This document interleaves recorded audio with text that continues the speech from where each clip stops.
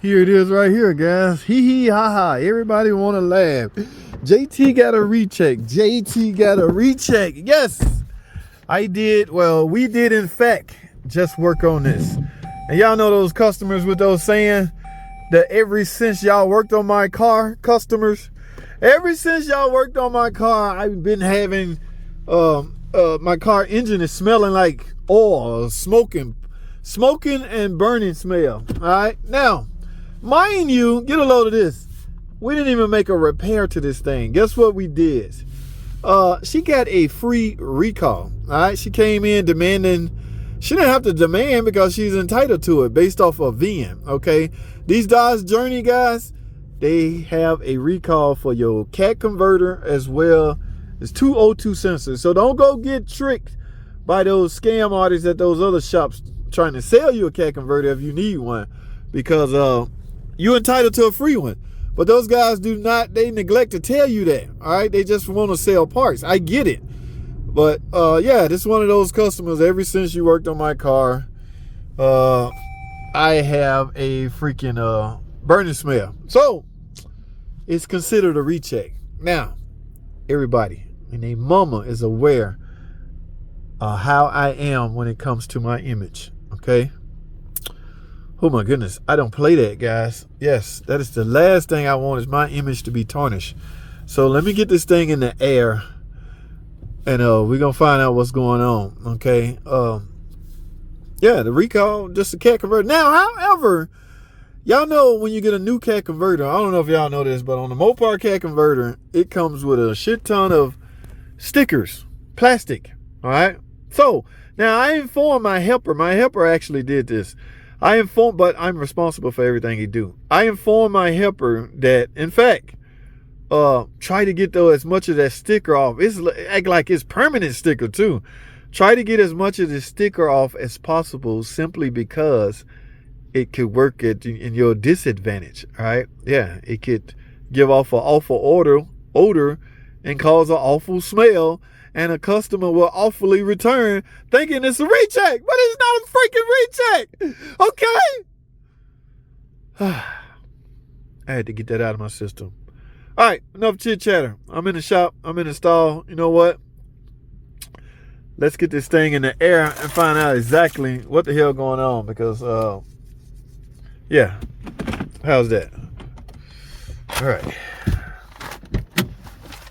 All right, guys, we got this thing in the shop. Now let's get it up in the air, because y'all know how I am about my image. Okay, yeah, I'm very overprotected. Now, so my helper did, in fact, leave. Yeah, see all these stickers on here? Sometimes that will leave a crazy smell, awful smell. Looks like either he tried to take this off or it burned off. What y'all think? It's kind of hot. Oh, he tried to get this off. Yeah, so maybe you can't get it. Oh, that's hot. You can't get all of that off, guys, but that's not going to leave a burning smell as much as it would some plastic odor smell. What we got going on back here? Oh, this just bent. All right, now, so I don't know if I want to blame that on that, but when you start saying recheck on JT, then we got a problem, because I don't play that. Now, let's look at the engine itself. All right, it's pretty much dry under here as far as oil leak. Now, if oil, is that a transmission leak? No. If, let's take a look back here. Ooh, oh. All right, hold y'all tight. Let me take y'all dumpster diving.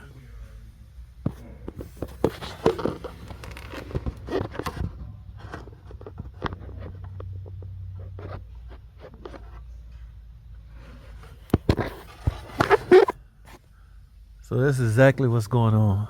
Oil is, in fact, leaking out of that. Looks like a valve cover, and it's hitting on the exhaust. Yeah, because I was going to blame the puff of smoke on the fact that we just got a new converter. So here's the thing. I could still have failed this customer by merely not mentioning that. All right, guys, it don't matter what we doing. We supposed to look a car over and write up what it needs. So even if this is a free recall, which it was free. They got this free. It's in my best interest to look this thing over and see if it need anything else. All right. Otherwise, problems like this can happen. Now, with me putting this on here, don't mean I caused that. It's just that that's a problem that I probably should have noticed. All right. So in essence, I still failed this customer, but it's easily correctable. Just simply write up the estimate for. I got to look it over real good. In fact, let me take y'all another dumpster dive in to see how this looks.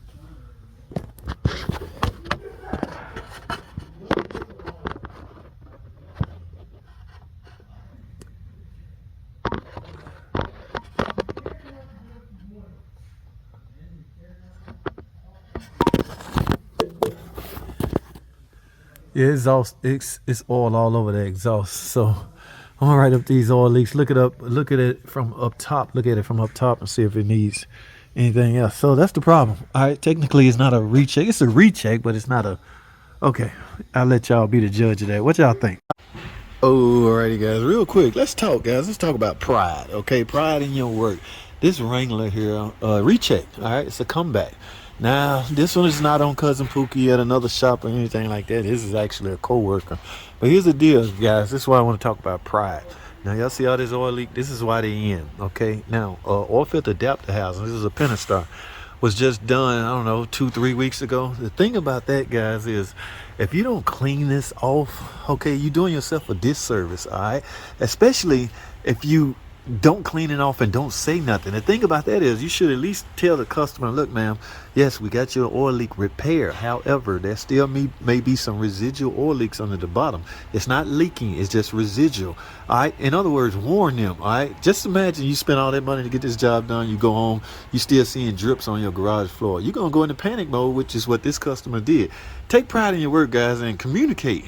This is one of the trainees working on this, guys. Let me explain something to you. I know there's nothing more frustrating than hearing a ticking noise, but getting it tore down and not finding a ticking noise, not being able to feel it, okay? That would frustrate the hell out of any mechanic. But here's the thing, guys. Let me explain something to you like I had to explain to him. At no given time will two valves on both or two adjacent cylinders be open or closed, for that matter, okay? This camshaft rotates like this, and it will open and close valve when it's supposed to. So when this happened, guys, or when you know you heard a tick but you don't see it or feel it, you need to rotate this engine like I did. I asked for his breaker bar and I rotate this. What I did was took the lobes off of the other remaining rocker arms. That way when you go down here and do your JT field test, I like to call it, make sure the lobes are off of the rocker arm in question. All right, so yeah, I felt it then. So keep in mind, you got to rotate the lobes up off of the rocker arm and then do your JT field test. All right, that's the best way to find out if the rocker arms are coming apart or not.